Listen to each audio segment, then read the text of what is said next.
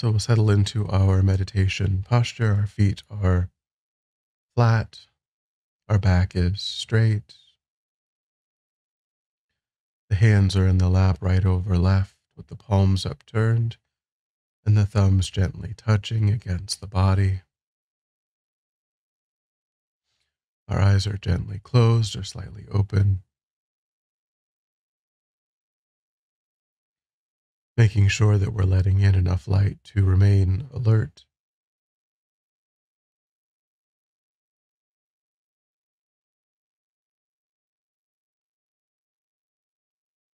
Then just scan through the body and release any places of unnecessary tension.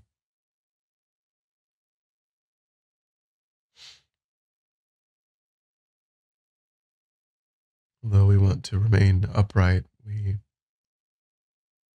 want to do so without any unnecessary rigidity.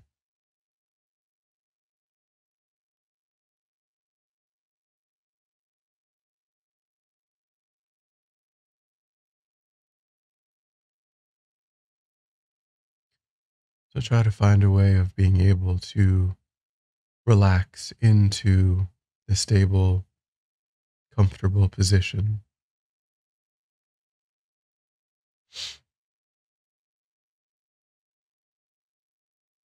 And then just move your awareness away from the outside,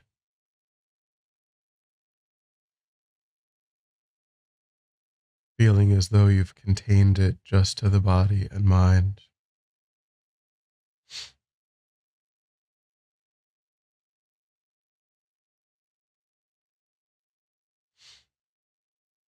No longer interested or in sights or sounds around you.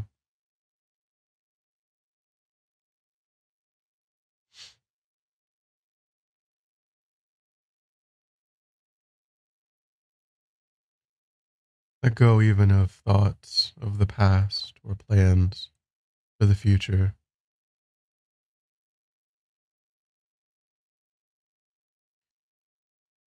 Instead, try to attend only to the physical sensations that accompany the in breath and the out breath, particularly in the spaces around the nostrils.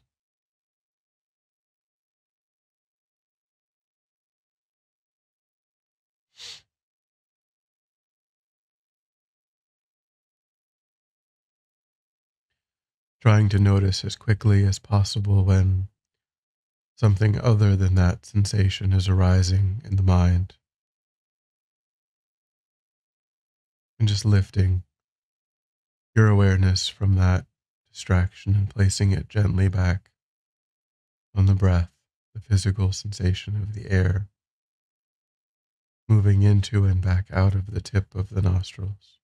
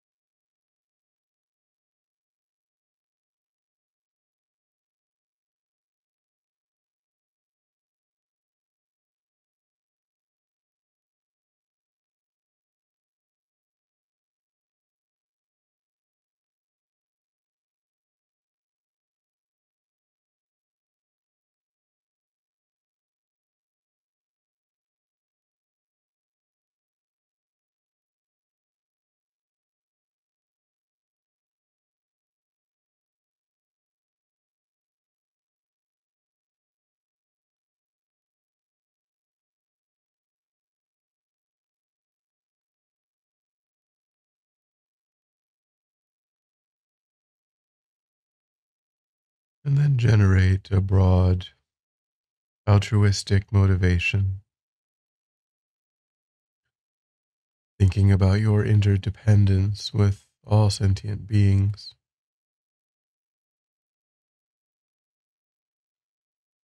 and how the content and quality of your mind impacts upon all sentient beings,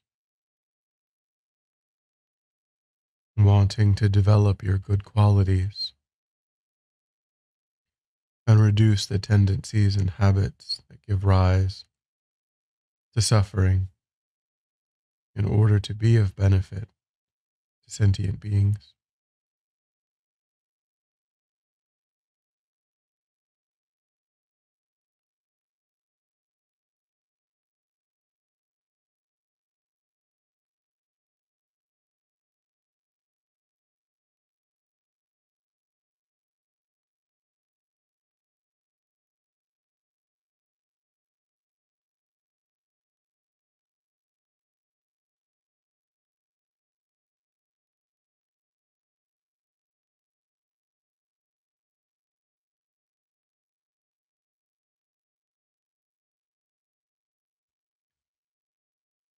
Today we'll continue looking at the Four Noble Truths. We'll look in particular at the second of the four today,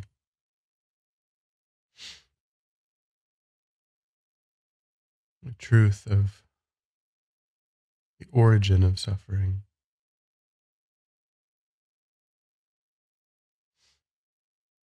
or we could say true origin.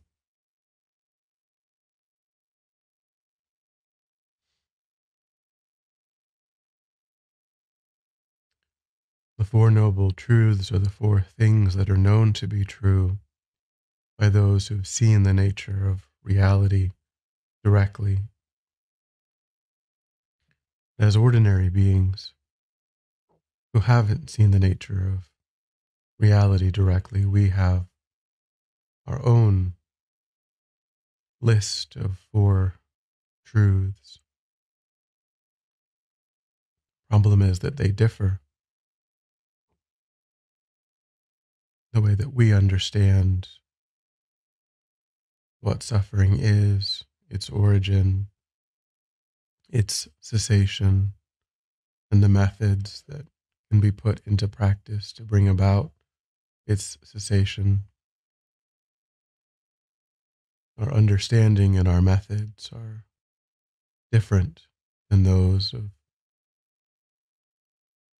the ones who've seen emptiness directly or the nature of reality directly.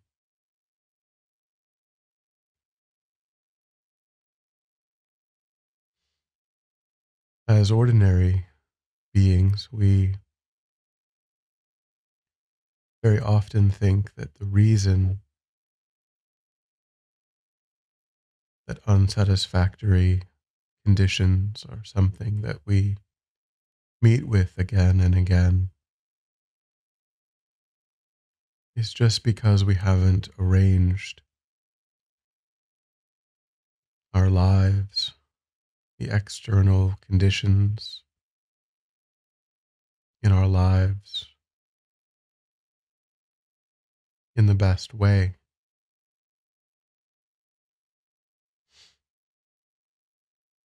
We haven't gotten the level of wealth or reputation or comfort, social standing that we on some level believe will protect us from suffering.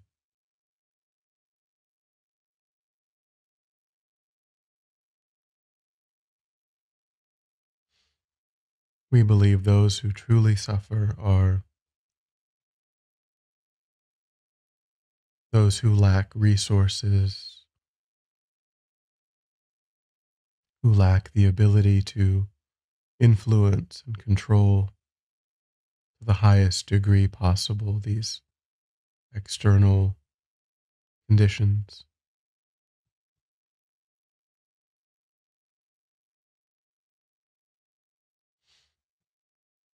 and that when we get that new job, new relationship,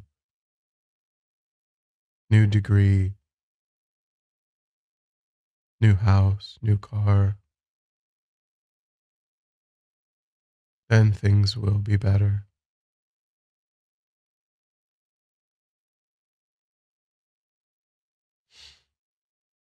So start by looking back in your own life and try to see if you can identify that way of thinking, operating. To what degree is that running the show for you?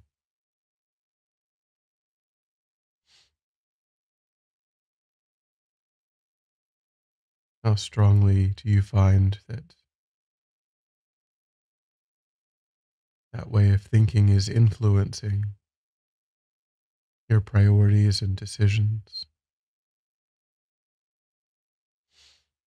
Just check up honestly in your own life.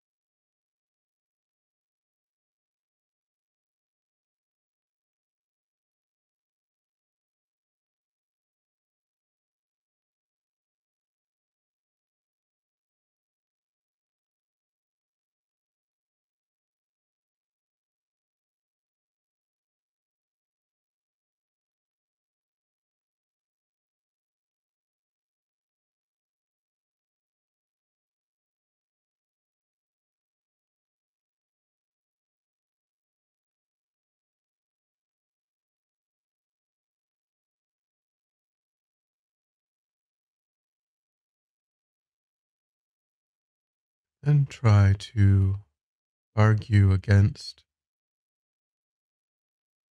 that perspective, asking yourself, has it ever really been effective?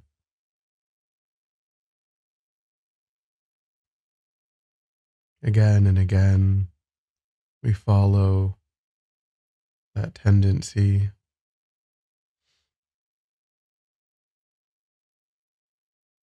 but still we meet again and again with unsatisfactory conditions.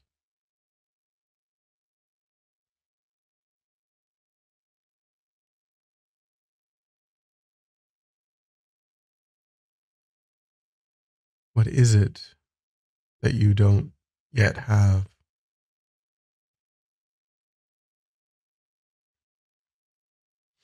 Imagine the best possible set of conditions, external conditions,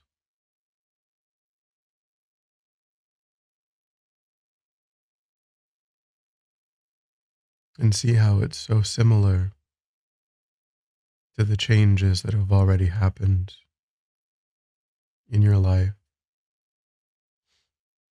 Those changes haven't brought genuine peace and satisfaction.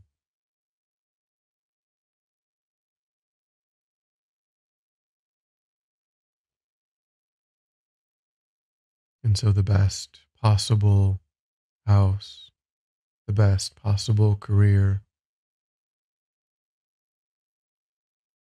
the ideal relationship,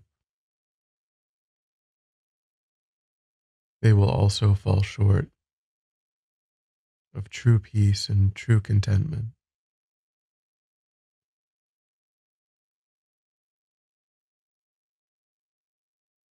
Try to see if you can demonstrate that to yourself in your own direct experience.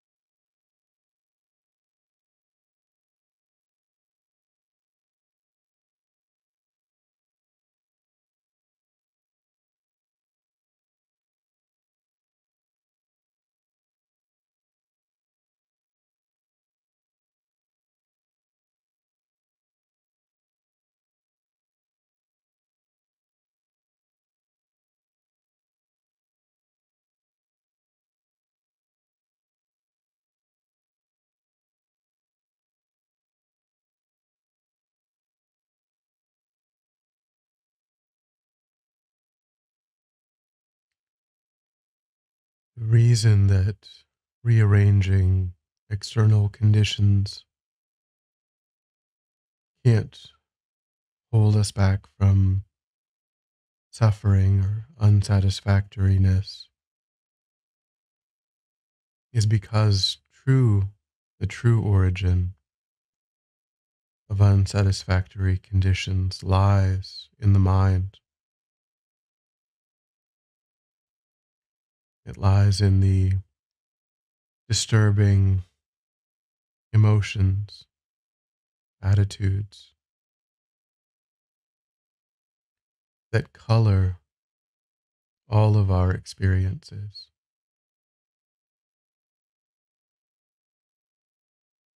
The ill will, covetousness, jealousy,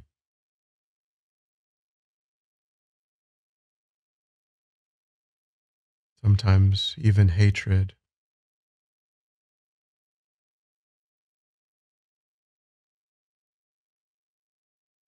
All of these afflicted, disturbing states that are empowered by a fundamental confusion about how things exist.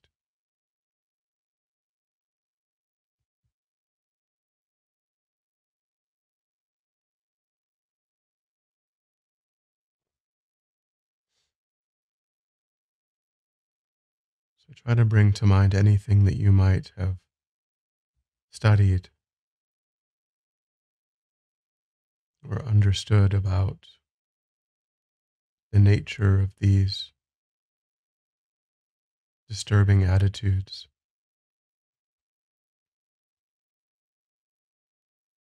Trying to recognize them clearly as what's really responsible for my suffering.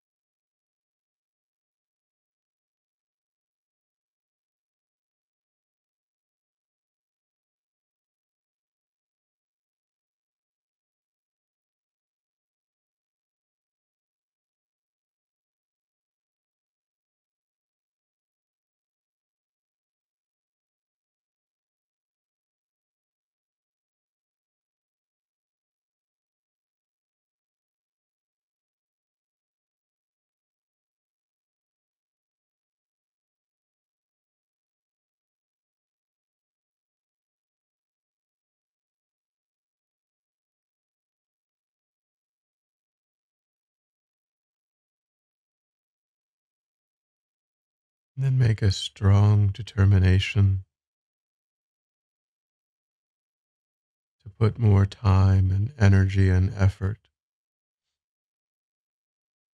into eliminating, completely uprooting these disturbing attitudes from the mind, thinking that's the real purpose of my life. That's the most meaningful way to spend my life.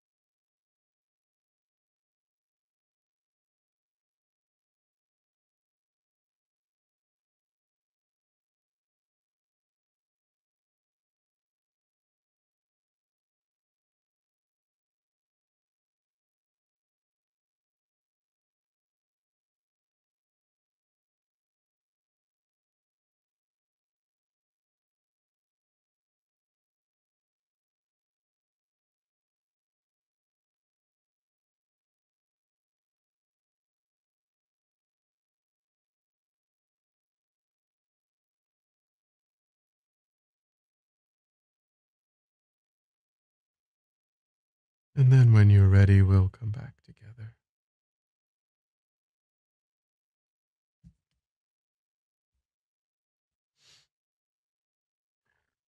And then we'll dedicate.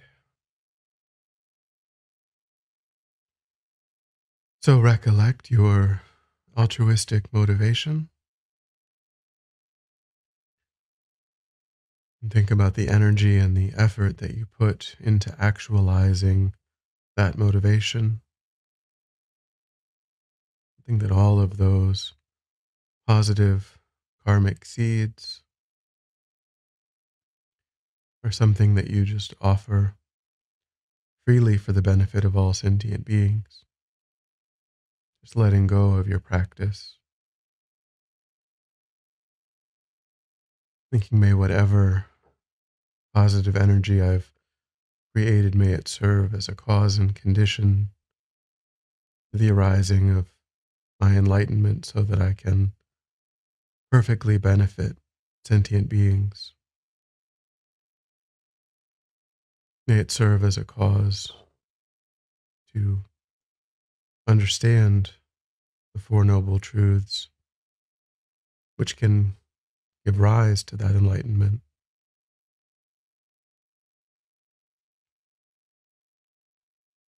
May it ripen in whatever way sentient beings need now and in the future.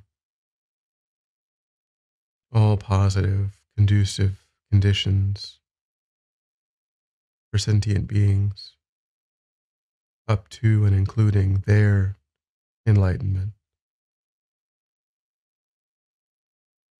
And by having practiced in this way, may any obstacles facing the Guru's long life be completely pacified.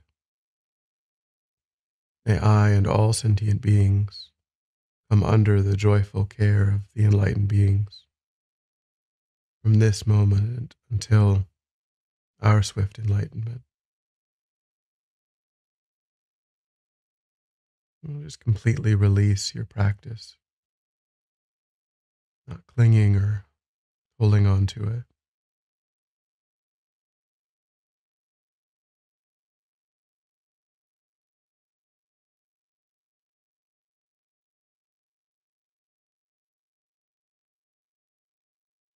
Thank you.